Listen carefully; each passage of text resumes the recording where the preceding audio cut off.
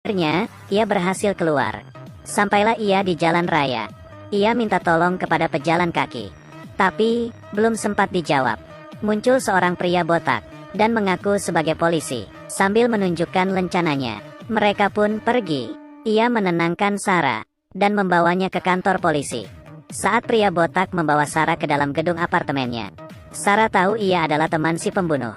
Tapi, sudah terlambat. Si pembunuh dan temannya menyeret Sarah ke lift dan membawanya masuk ke kamar. Mereka memaksa Sarah memberitahu lokasi uang suaminya. Rupanya, mereka adalah mantan rekan bisnis suaminya. Karena kejadian itu, hanya suaminya yang menuai hasil. Ini alasan mereka datang. Tapi, Sarah tidak tahu apa-apa. Lalu, si pembunuh menyergap Sarah dan melemparnya ke lantai. Saat si pembunuh hampir menyiksa Sarah, pria botak menghentikannya. Ia melihat di seluruh ruangan. Hanya lukisan itu yang mencolok. Akhirnya mereka mendapatkan yang mereka inginkan. Tujuan telah tercapai. Sebelum pergi, si pembunuh bertanya ke si botak apa perlu membunuh Sarah. Pria botak berkata, dia hanya mengetahui nama palsu kita, dan hanya bisa mendengar suara saja. Tidak usah membunuhnya. Mereka bergegas pergi. Begitu mendengar pintu ditutup, Sarah langsung lari mengunci pintu. Ia pergi menemui jasad suaminya, lalu menangis terseduh-seduh. Malam pun tiba. Tiba-tiba, Sarah mencium bau si pembunuh. Ia bergegas lari keluar. Si pembunuh muncul. Ia menyudutkan Sarah ke teras, lalu menyatakan niat aslinya. Rupanya, mereka bukan datang untuk uang, tapi untuk 30 butir permata. Mereka pura-pura pergi untuk menguji Sarah saja, dan melihat di mana Sarah menyembunyikannya. Ia pasti merahasiakannya. Pria botak habis kesabaran karena Sarah tetap merahasiakannya. Ia menekan kepala Sarah di udara untuk memaksanya bicara. Tapi, Sarah tetap tutup mulut. Si botak yang emosi melempar kucingnya dan melampiaskan amarahnya. Hal ini membuat Sarah emosi dan menyerangnya. Si pembunuh memarahi si botak. Sudah cukup. Rupanya, si pembunuh adalah pecinta kucing. Mereka berdua cekcok. Bahkan, mereka saling menghajar. Saat ini, Sarah mendengar suara helikopter. Ia naik ke atas dengan tangga, lalu melambaikan tangan meminta bantuan. Helikopter perlahan mendekat. Namun, tiba-tiba Sarah ditodong. Ia hanya bisa pasrah sekarang. Mereka berdua pura-pura tertawa dan melambaikan tangan. Pilot helikopter mengira mereka pasangan iseng, lalu pergi, tanpa memperhatikan mereka. Pria botak yang emosi membawa Sarah masuk ke kamar. Mereka membaringkannya di meja. Si pembunuh menahannya. Pria botak menyumpal mulut dan hidung Sarah, lalu menyiramnya dengan air. Setiap kali Sarah kehabisan napas, si botak akan mengendurkan handuknya, lalu bertanya di mana permatanya. Karena disiksa berkali-kali, Sarah sangat menderita. Saat Sarah sudah tidak kuat lagi, bel pintu berbunyi. Rupanya, kakak Sarah yang hamil dan suaminya datang. Sarah memohon mereka untuk melepas kakaknya. Ia akan membujuk kakaknya pergi. Karena takut menambah masalah, kedua pembunuh ini setuju.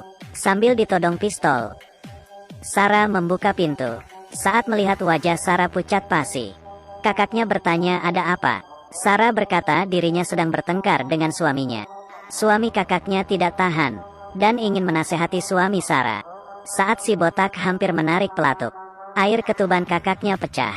Ia harus segera ke rumah sakit. Saat Sarah melihat mereka pergi, Sarah berkata, aku akan menemuimu nanti.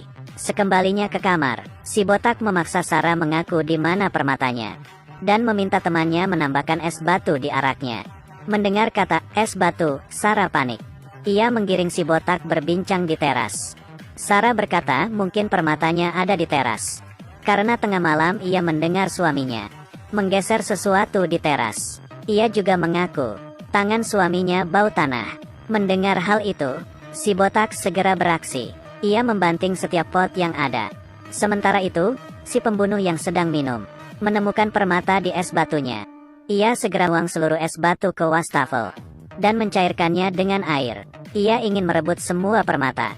Sambil mengamati kondisi di luar, si botak tahu telah ditipu. Ia menarik Sarah dan berteriak. Kebetulan, ia melihat tingkah laku rekannya yang aneh. Setelah si pembunuh mengambil permata, menyusul ke teras seakan tidak tahu apa-apa. Rupanya, si botak lebih hebat. Akting si pembunuh yang sok santai sudah diketahui oleh si botak.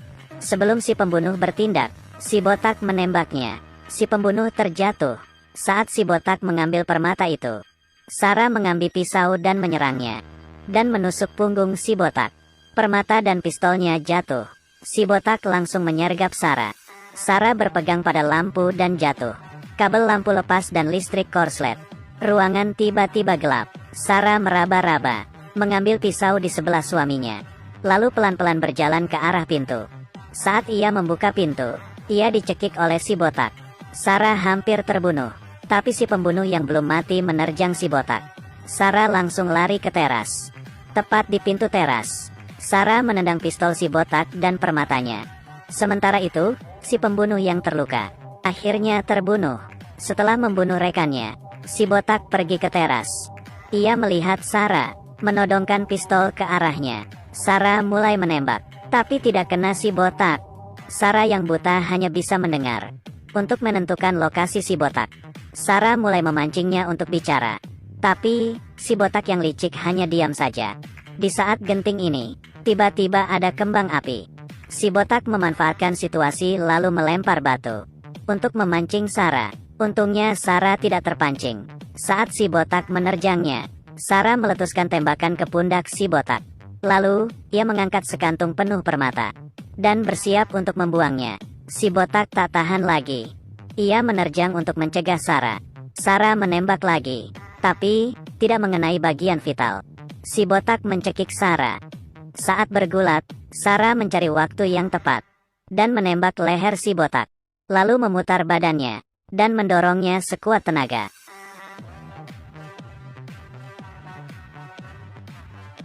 Akhirnya, Sarah berhasil selamat dari bahaya. Ia jongkok di teras, tapi hatinya gelisah. Di dunianya yang gelap, ingatan masa lalunya justru nampak. Ia dulunya adalah wartawan. Matanya terkena serpihan ledakan bom saat meliput berita. Sejak itu ia buta.